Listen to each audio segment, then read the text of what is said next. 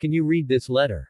Very important. Those were the words written in shaky handwriting on a small, tear-stained envelope that the single dad veteran found tucked under his daughter's pillows one cold evening. He didn't know that this letter would change everything. His life, his daughter's futures, and even uncover a truth that would lead them straight into the heart of a billionaire's world. It all began in a small, weathered house on the outskirts of town, where Daniel, a single dad and former army medic, was doing his best to raise his twin girls, Lily and Hope. They were 9 years old, full of laughter despite having so little. Their mother had passed away years ago, and Daniel had never really recovered. Every night he told his girls that as long as they had each other, they were rich in ways that money couldn't measure. But deep inside, he worried about rent, about groceries, about the future he could or couldn't give them. He worked long hours at a repair shop, fixing cars during the day and taking odd security shifts at night. Sometimes, when he came home exhausted, the girls would already be asleep, their homework spread across the table, a small plate of food waiting for him with a sticky note that said, "We love you, Daddy." That was his fuel, their love. Then came that night, the night he found the letter. The envelope was addressed simply, "To the man who helped my daddy once, please read this. It's very important." Daniel frowned. It wasn't from the girls. The handwriting was too elegant, almost old-fashioned. But the letter inside was something else entirely. It said, "If you are reading this, it means you've met my daughters, Lily and Hope. They carry my name, though they don't know it. I owe you more than my life, and now, perhaps, it's my turn to repay that debt. Come to the address below. Tell them Amelia sent you." The name Amelia struck Daniel like lightning.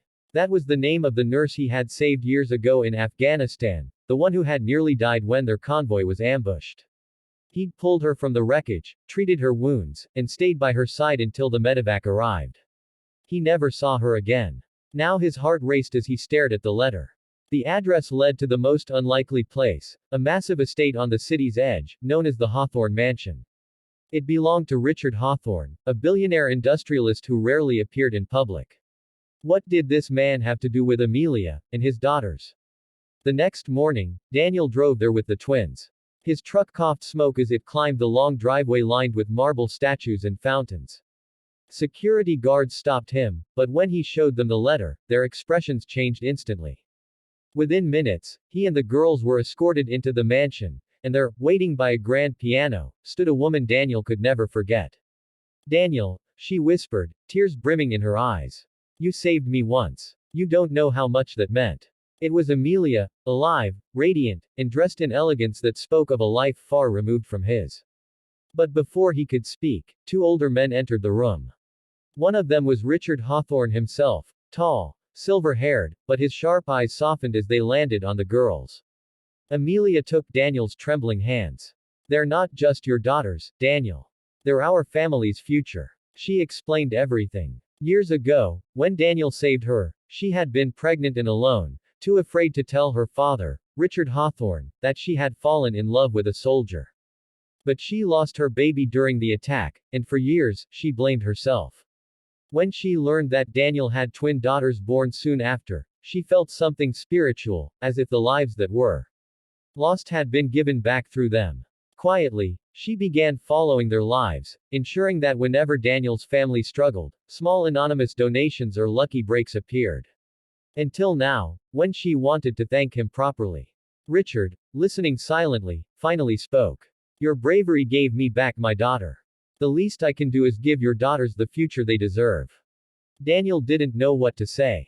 He was proud, humble, and had always lived by one rule: never take what you didn't earn. But when he looked at Lily and Hope's wide, innocent eyes, when he remembered how often he'd told them dreams come true if you stay kind and strong, he realized this wasn't charity. It was grace. From that day forward, everything changed. The Hawthornes welcomed them into their world, not as guests, but as family.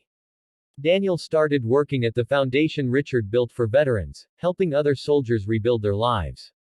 The twins were given the best education, but they never forgot their old home or their father's lessons about humility and love. Months later, on a quiet evening, Lily handed her dad a new letter. "Daddy," she said softly, "can you read this letter?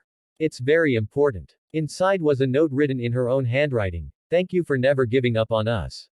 We may have met billionaires, but you'll always be the richest man in our hearts. Tears welled up in Daniel's eyes as he hugged his daughters tight. For the first time in years, he felt whole. Not because of money or mansions, but because his daughters understood the real meaning of wealth, love, courage, and the kindness that ripples through time.